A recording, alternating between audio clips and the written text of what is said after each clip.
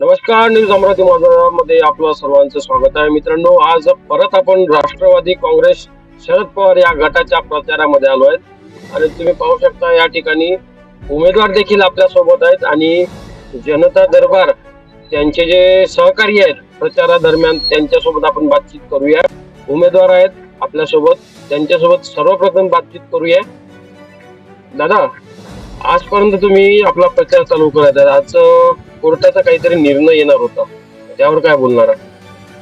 कोर्टाने आपला निर्णय दिलेला आहे भाऊ. त्याच्यात त्यांनी एक तारीख दिली आहे 28 तारीखले. तर कोर्ट त्या दिवशी पूर्ण निर्णयाचा आपला ते मांडणार आहे.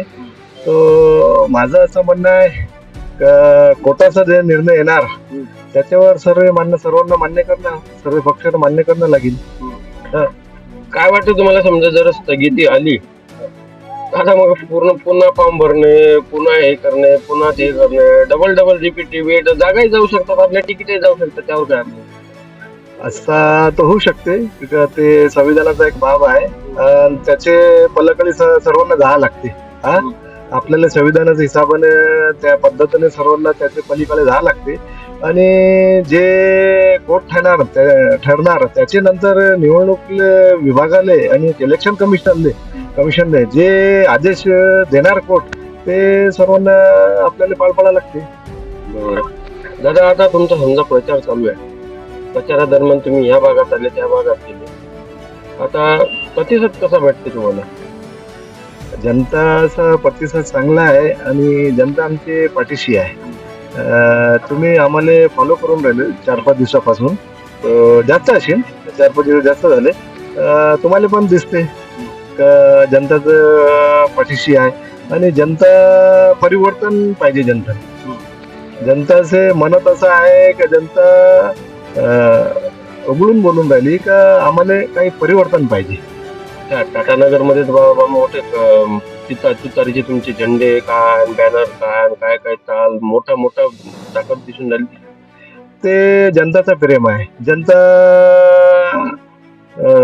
तुम्ही सांगतात मोठे मोठे झेंडे, मोठे मोठे बॅनर, ते जनता आमची पाठीशी आहे आणि जनताने हे निर्णय घेतलेला आहे का यावेळी परिवर्तन करायचं आहे आणि गावाचे विकास करायचा आहे.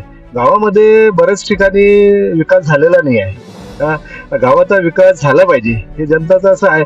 तुम्ही पाहिलं असेल बाबलीचं टाटानगर, तिथं लय परिस्थिती खराब आहे. तिथचे लोक 30 वर्षापासून कसं काय जीवन जगून राहिले हे ते सांगू शकतात. तर त्यांनी 30 वर्षापासून कसं काय जीवन जगलं आपला. तिथची नालीची परिस्थिती पहा, तिथची रोडाची परिस्थिती पहा, लय खराब आहे, लय दुर्दैव झाली. इथं आतापर्यंत 2 वेळा लोकसभा आणि खासदार निवडून दिलेले आहे हा जनताने आणि 2 आमदार निवडून दिलेले आहे. तरी पण तिथं काही विकासाचे कामं झाले नाही. हा, आणि ते नगरपालिकामध्ये होतं नाही ते टाटानगरचा भाग. सध्या आता 18-19 मध्ये जे नवीन हद्दवाढ झाली त्याच्यात ते भाग आलेला आहे. तरी पण हे लोक विकास करू शकतात ना. हा, 2-2, 3-3 वेळा आमदार झाले तरी पण त्यांनी त्या भागाने काय दुर्लक्ष केला हे त्यांनी सांगावं. जनतेचा काय विकास केला नाही. मित्रांनो, तुम्ही पाहू शकता आपल्यासोबत उमेदवार नगराध्यक्षासाठी राष्ट्रवादी काँग्रेस शरद पवार गटाचे आपल्यासोबत या ठिकाणी युवा कार्यकर्ते आहेत. काय आपलं नाव? माझं नाव मोहम्मद शादब कुरेशी. आम्ही सध्या बबलूभाई कुरेशी राष्ट्रवादी शरद काँग्रेस पक्ष शरदचंद्र पवार यांच्या प्रचारासाठी सिराजनगर ज्याला सटोई म्हणतो, आम्ही तिथं प्रचाराला आलेलो आहोत. कोणत्या प्रभागामध्ये?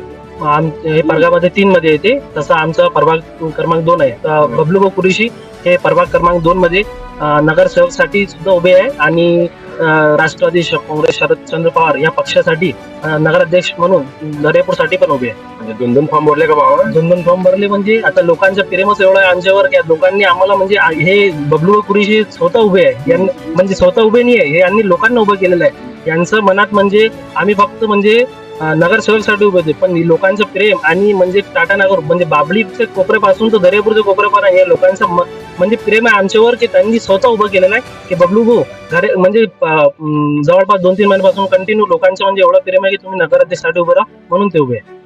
काय बाबा, त्या भाजपाची तर एवढी चांगली ताकद चालू आहे आणि एवढ्या जोरानं प्रचार चालू आहे की असे बोलतात, ते असे बोलतात. की यावर्षी त्याचाच विजय आहे? नाही, आता कसं आहे, प्रत्येक पक्ष आपल्या पद्धतीनं प्रचार करत असते. त्यामुळे कसं आहे, प्रत्येकाला वाटते की आमचंच वर्चस्व आहे. पण ते कसं आहे, रिझल्ट लागल्यावर निवडणूक झाल्यावर तर माहीतच पडणार आहे कोणाचं आहे. ते कसं आहे, आता दाखवायचं दात आणि खायचं दात वेगळे वेगळे असतात, ते तुम्हालाही माहित आहे. आता तिथचे तर काही कार्यकर्ते म्हणतात बाबा त्याची आता एकजूट झाली, युती झाली. तुमच्या राष्ट्रवादी अजित पवारची तुमच्या दुसऱ्या गटाची हो दादा, आणि ते असे म्हणतात की बा त्याच्या मग 2-4च माणसं असतात. नाही, असं काही नाही. प्रत्येक पक्षाची आपापली म्हणजे दुसऱ्या पक्षाला म्हणजे खालच्या पातळीवर दाखवण्याची हे म्हणजे सवय असते. त्यांचं असंच म्हणणं असतं की नेहमी की बाबा आमच्यापेक्षा दुसरा पक्ष खाली आहे. जरी त्यांच्याजवळ काही नसते मागची पद्धती म्हणजे बॅक साईडनं. आता कसं आहे, जास्त करून ते पक्षवाले असं दुसऱ्या पक्षाला असं म्हणतात की आम्ही म्हणजे वर्चस्व दुसऱ्यापेक्षा, हे म्हणजे दुसऱ्याला कमी दाखवून स्वतःला मोठेपणा यांचं दाखवण्याचं हे प्रत्येक पक्षाची म्हणजे पद्धत असते.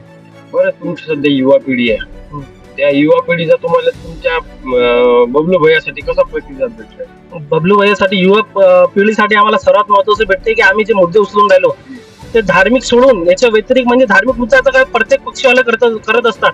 पण बबलू व कुरेशी हे एक मात्र असं म्हणजे दर्यापूर मध्ये म्हणजे नगर परिषद दर्यापूरची निवडणूक आहे, यामध्ये आम्ही म्हणजे फक्त राष्ट्रवादी काँग्रेस पार्टी शरदचंद्र पवार हे मात्र एक असं पक्ष आहे सर्व धर्म स्वभाव घेऊन चालत आहे.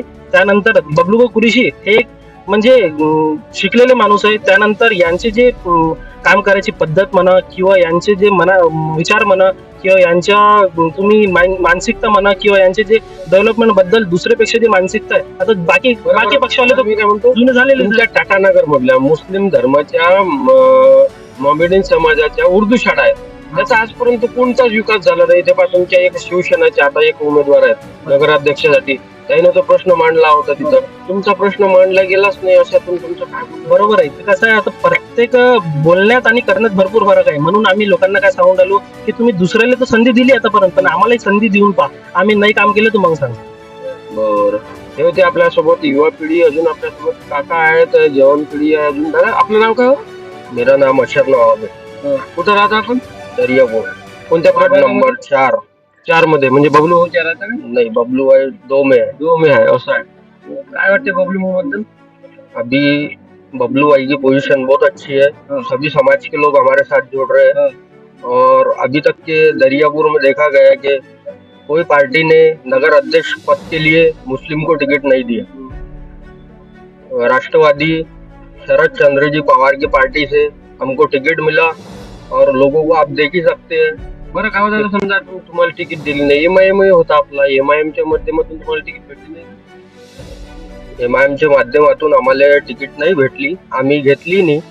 मित्रांनो, आपल्यासोबत होती युवा पिढी, दोन्ही युवा पिढीतल्या आपल्या 2 कार्यकर्त्यांसोबत आपण बातचीत केली. आपल्यासोबत माझे मित्र आहेत, ड्रायव्हर आहेत. दिवसभर गाडीवर बिचारे आपली मेहनत करतात, मोलमजुरी करतात, आपल्या परिवाराला सांभाळतात. दादा, काय आपलं नाव? मुमताज शाह इनुस शाह. काय वाटतं, तुम्ही आता बबलू भाऊ कुरेशी सोबत फिरून राहिल्या, जनतेचा प्रतिसाद तुम्हाला कसा वाटतंय? चांगला आहे. काय वाटतंय, जनता बबलू भाऊ कुरेशी यांना साथ देईल का? हो, बबलू को वोट मारेंगे तो दादी को. पहली बार चांस मिला, अभी तक की किसने कुछ नहीं करा. अब बबलू वो आएंगे, वही सब करेंगे. आता दादा, कसं आहे, भाजपाची, काँग्रेसची, शिवसेना शिंदे गट, त्याची सरकार, त्याचे समजा जसं मोठं दिसून राहिलं काम, त्यावर काय तुमचं भाषण? मोठं काम दिखता, पण काम उनका छोटा है. अब यहाँ पर चांस मिला, अब आएगा काम. बबलू भाऊ येतील, पण भाऊ बोलतो म्हणतात. राजनगर में अभी नाव काय? शेख वसीम. सांगा बबलू भाऊ बद्दल आता काय आहे तुमची इच्छा? अब नया चांस है, देते बबलू भाई को. अब अभी तक कर जितों को दिए, सिराजनगर में कुछ काम हुआ नहीं. किती वोटिंग होतं भाऊ आपल्या घरी? आपल्या घरी 5 वोटिंग आहे. आपल्या बाकीचे लई आहे आमच्या एरियामध्ये. मग आता आपल्या फक्त मुस्लिम धर्माचेच भेटतील की दुसऱ्याही धर्माचे दुसरी धर्माचे वोटिंग भेटतात? नक्की. यावर्षी मग झेंडा आपल्या नगर परिषदेवर बबलू. आता कोणी आहे, आमचं काम झाला पाहिजे. काम झालं पाहिजे फक्त. हा. भाऊ म्हणतात कोणी येऊ, फक्त चांगला येऊ आणि काम झालं पाहिजे.